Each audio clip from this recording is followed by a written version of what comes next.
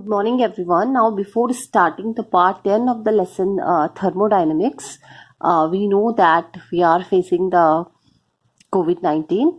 So, there are certain guidelines for the COVID-19. The first one is the wear mask properly, and second one is wash your hand regularly with the help of soap and water at least for 20 seconds.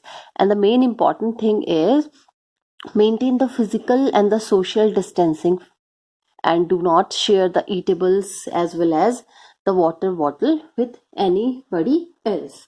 Now come to the point. We are studying the enthalpies, about the change in enthalpy. Now today's topic is enthalpy, that is enthalpy of solution. This is our topic, enthalpy of solution, that is H. This is the symbol for the enthalpy of solution. Now it is clear from the name that the enthalpy change when 1 mole of a solute, the enthalpy change when 1 mole of solute, the enthalpy change when 1 mole of solute is dissolved completely in a specified amount of solvent. In a specified amount of solvent, the enthalpy solvent, or we can say that water is a solvent, is called the enthalpy of solution. Now if the solvent is in excess, if there are two conditions, if solvent is in excess, for example we have the excess of the solvent, and the meaning of the solvent is in excess means the interaction between the ions, are negligible. So the enthalpy change is called, that time the enthalpy change is called enthalpy of solution. That time the enthalpy change is called enthalpy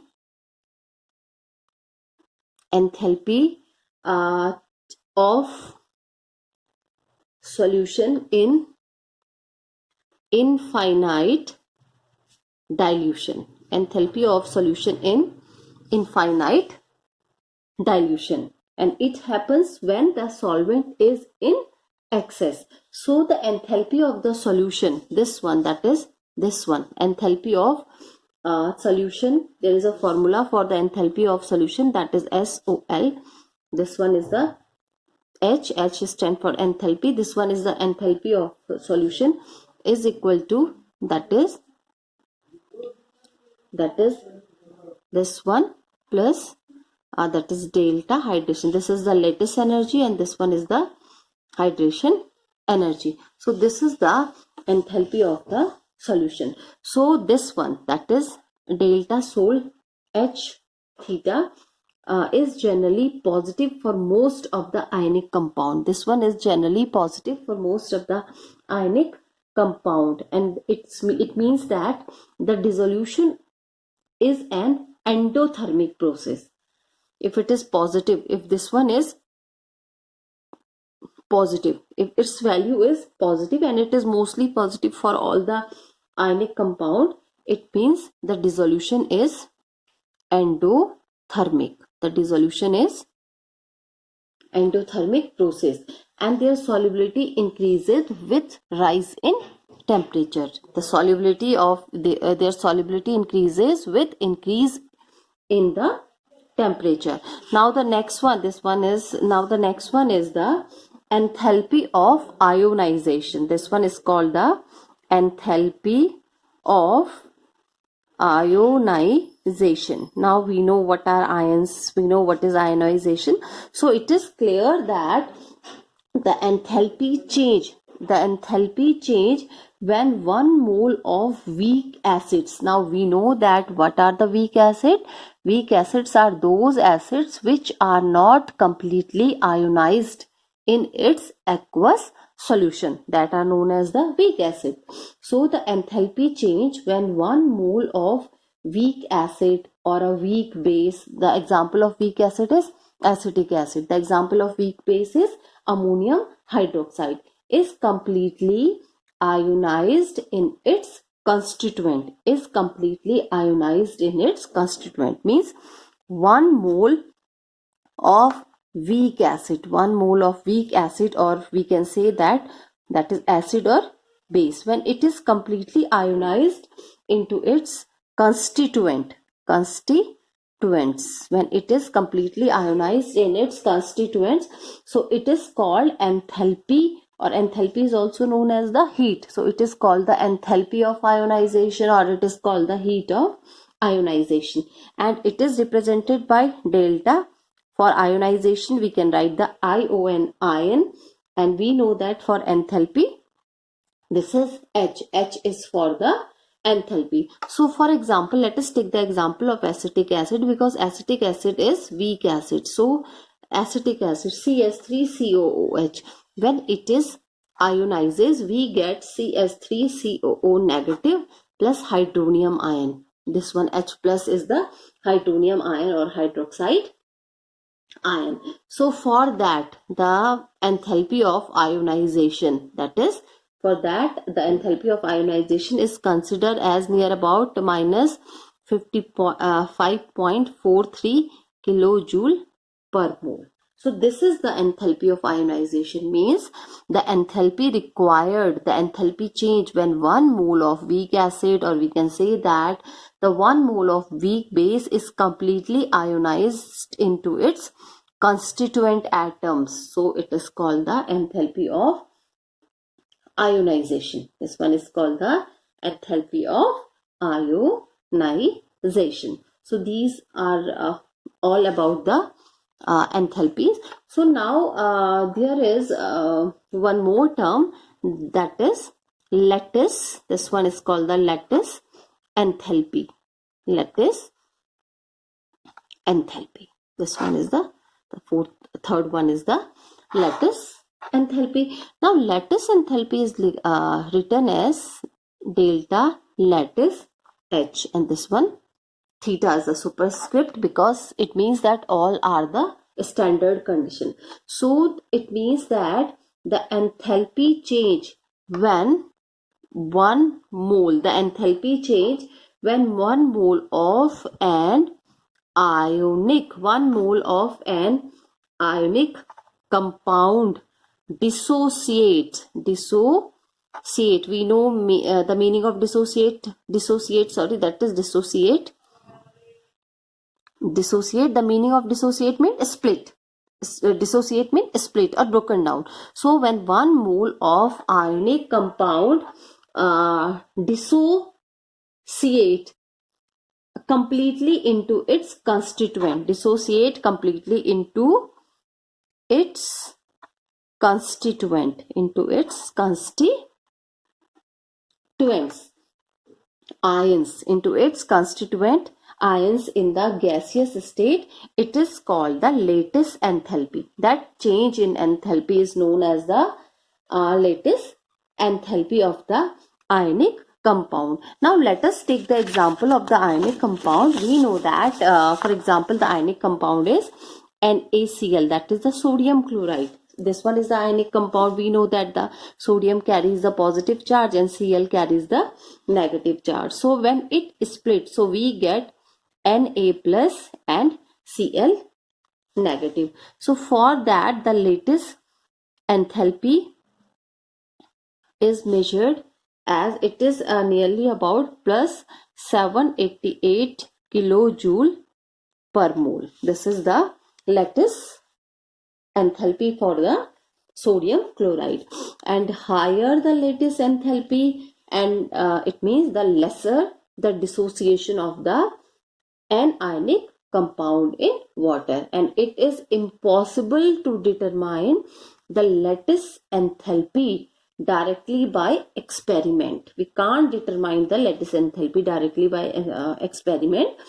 Therefore, lattice enthalpy is calculated by a special kind of a process that is known as the Born, that is called the Born, that is Haber, that is called the Born-Haber cycle. That is enthalpy is calculated by the Born-Haber cycle. So, in case of the Born-Haber cycle, there are so many steps to calculate the lattice enthalpy.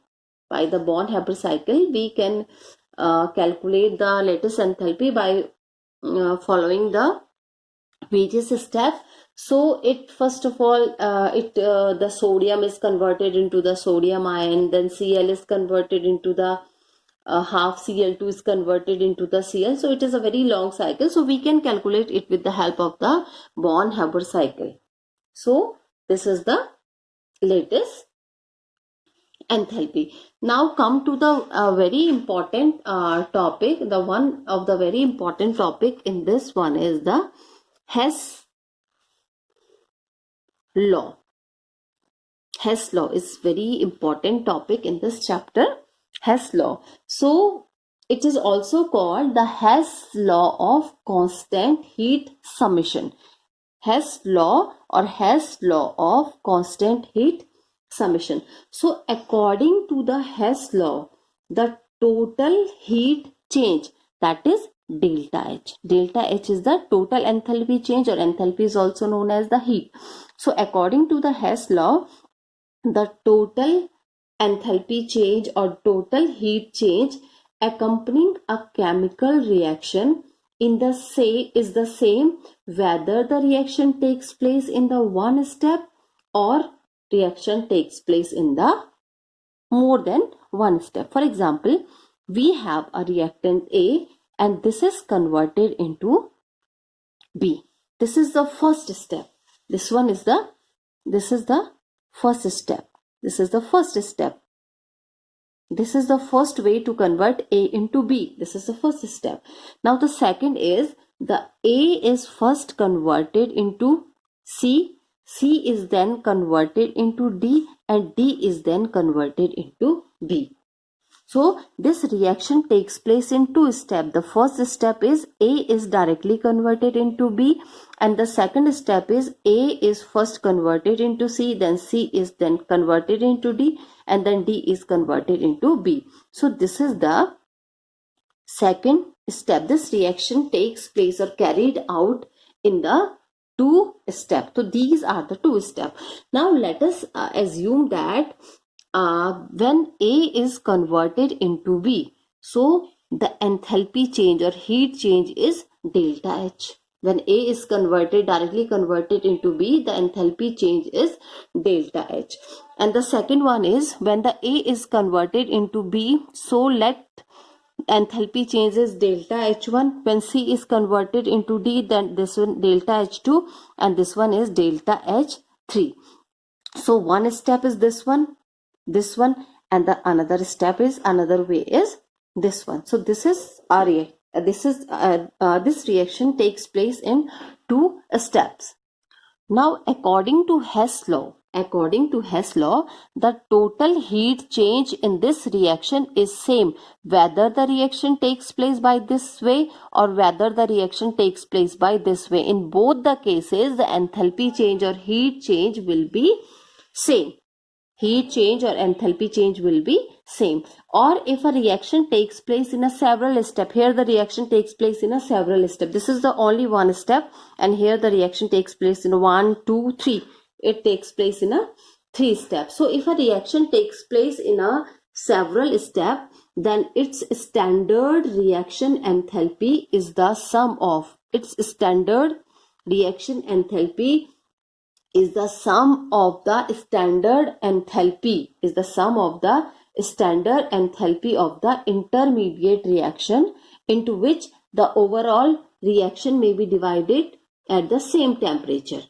Overall reaction may be divided into the same temperature. So here in this case, we can say that delta H, this is the standard enthalpy change.